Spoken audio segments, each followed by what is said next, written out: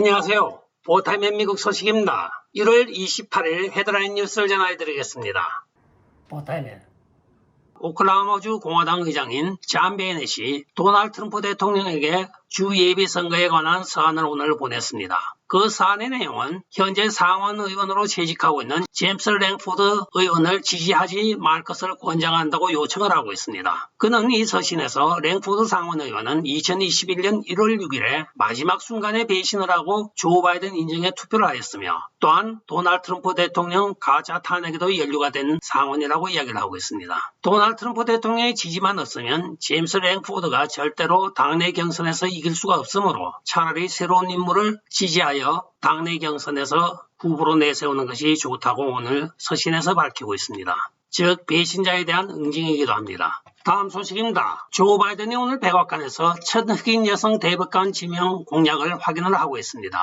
이에 대해 미치 맥코넬 공화당 상원 원내대표는 대법관 지명자를 너무 급진 좌파로 아웃소싱은 하지 말아달라고 경고를 하는 건지 부탁을 하는 건지 대담을 발표하고 있습니다. 현재로서 첫 흑인 여성 대법관의 명예를 안고 갈 사람은 몇 사람의 후보가 있는데 그중에 가장 유력한 3명을 보자고 하면 키텐지 브라운 잭슨 순회 재판관과 또한 미셸 찰드 지방판사, 리언드라 크루거 등이 물망에 오르고 있습니다. 특히 잭슨 법관의 경우에는 퇴임하는 브라이어 법관의 사무관을 역임하기도 하였습니다. 현재로는 잭슨과 크루거가 가장 유력한 물망에 오르고 있다고 하는데 여기에 또 카말라 해리스까지 거론이 되고 있다고 합니다. 미치 맥코넬은 조 바이든을 39년 지기 친구로 여기고 있는데 과연 조 바이든이 39년 지기 친구를 기억할지 그 인지 능력이 지금 시험대에 오르고 있습니다. 이런 미치 맥코넬의 부탁에 의하여 누가 될지 상당히 궁금합니다. 다음 소식입니다. 루지애나주에서는 소로스의 OSF가 자금을 지원하는 유권자 명부 정리 시스템인 에릭을 사용하는 것을 중단한다고 발표를 하고 있습니다.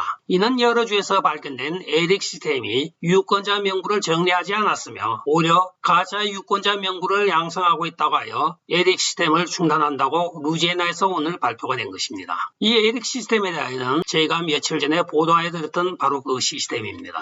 다음 소식입니다. 캘리포니아, 뉴멕시코, 텍사스, 워싱턴 주 등 최소한 4개 주에서 새로운 오미크론의 변종인 오미크론 BA2 사례가 발견이 되었습니다. 그러나 전문가들은 우려할 만한 변종으로 분류하고는 있지 않다고 이야기를 하고 있습니다. 불행 중 다행인 것 같습니다. 다음 소식입니다. 때리는 시어머니보다 말리는 시누가 더 밉다는 옛말이 생각나는 사건이 있습니다. 바로 캘리포니아 GOP, 즉 공화당 사건입니다. 캘리포니아 공화당 의장인 제시카 페럴스는 온건한 민주당원을 지지하는 방법을 논의한 후 캘리포니아 GOP 의장으로 재선이 되었습니다. 한편 비서관 출신인 랜디 빌 홀츠는 민주당을 지지하기 위한 GOP의 정책을 추진해야 한다고 발표를 하였습니다. 또 여기에 더 점이 가경은 바로 캘리포니아 GOP 상원 원내대표는 LA 카운티 셰리프의 알렉스 빌라누에바를 지지할 것을 촉구하고 있습니다. 이 알렉스 빌라누에바는 바로 민주당이 주장하고 있는 카운티 감옥에서 불법 입국한 외국 범죄자 추방을 막는 민주당 정책을 지지한다고 말하고 있는 것입니다. 따라서 이들은 공화당 내에서 지금 민주당을 거꾸로 돕고 있는 자들이기도 합니다. 그러나 분명히 캘리포니아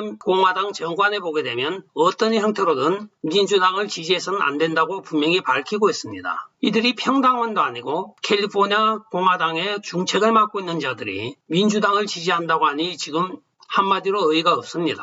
다음 소식입니다. 뉴욕주 공화당 하원 후보인 데시 쿠엘라가 오늘 공약을 발표하고 있습니다. 오늘날 지금 벌어지고 있는 수많은 경관들이 갱들과 또한 총기 소지자들로부터 사살을 당하고 있는 것에 대하여 그는 경찰 공권력을 약화시킨 민주당 극좌파의 노력의 일환으로 이런 결과가 초래되었다고 하면서 자기가 하원에 당선이 되면 즉시 입법을 하겠다고 약조를 하고 있습니다. 그 입법은 바로 경찰을 살해한 자에게는 연방법에 하여 사형에 처하는 법안을 만들겠다고 공약을 내세우고 있습니다. 이 데시 쿠엘라는 쿠바 난민이며 육군 방위군 출신입니다. 이 후보는 지금 AOC의 대항마로 지금 공화당 후보로 출마를 하고 있습니다. 진정한 애국자이죠. 다음 소식입니다. 민주당원들 사이에 절대적인 지지를 받고 있는 스테이시 아담스가 2022년 조지아 주지사 선거에 재도전 의사를 표명을 하였습니다. 그러나 오늘 여론조사에 의하면 공화당 후보로 거론되는 현 주지사 브라이언 캠프와 또 전 공화당 주상원의원인 데이빗 펄듀 두 명 모두에게 여론조사에서 뒤지고 있는 것으로 나타나고 있습니다. 조사는 어틀란타 컨스티튜션지와 UGA 공공 및 국제문제 학교에서 실시를 하였는데 오늘 현재 선거가 치러진다고 할 경우에 브라이언 캠프와의 선거에서는 캠프가 48%, 아브라함스가 41%를 득표하는 것으로 나타나고 있으며 데이빗 펄듀 상원의원과는 펄듀 의원이 47%, 아브라함스가 43%로 역시 뒤지고 있는 것으로 나타나고 있습니다. 한편 최근에 조 바이든이 조지아 선거법 저지를 위하여 방문하였을 때 스테이시 아브라함스와 무슨 일이 틀어졌는지 스테이시 아브라함스가 만나질 않았습니다. 조 바이든의 안색이 변한 다음에 우리는 좋은 관계를 아직도 유지하고 있습니다 하고는 돌아갔습니다. 그러나 오늘 이 현상을 볼 때는 스테이시 아브라함스도 조 바이든에게 멀어지는 것이 자기 투표에 이익이 되었다고 하여 멀어진 것으로 간주가 되고 있습니다. 그러나 역시 공화당인 되질 않습니다. 원래 조지아가 공화당 텃밭이었는데 최근에 중국 사람들이 많이 와서 좀 장난을 하는 통에 민주당이 많이 약진을 한 것입니다. 그러나 절대 다수는 공화당 지지입니다. 다음 소식입니다. 로스앤젤레스 법무부 장관으로 재직하고 있는 조지 게스콘이라고 하는 조지 소로스 자금으로 당선된 법무부 장관이 있습니다. 이 DA 조지 게스콘이 지금 소환을 당하게 생겼습니다. 그동안 소환 청원서에 수많은 사람들이 사인을 함으로써 오늘 결국은 카운티 등록국의 소환 대상이 되었습니다.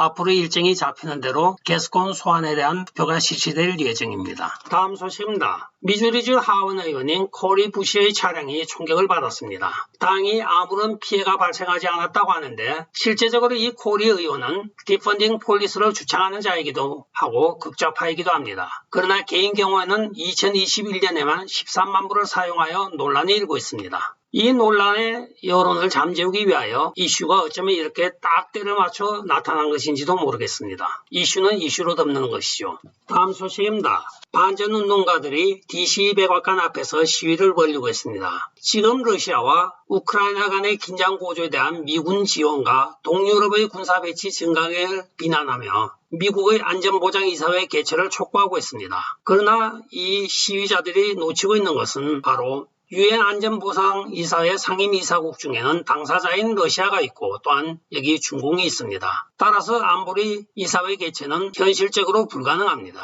참 현실 감각 없이 반전만 외치는 운동가들 대책이 없습니다. 한편 미국은 국무부가 노스트림 2 파이프웨어 셧다운을 가지고 러시아를 지금 압박을 하고 있으나 에너지는 러시아가 갑의 위치에 있습니다. 따라서 에너지 파이프를 잠근다고 협박을 해봤자 들어먹을 러시아가 아닙니다.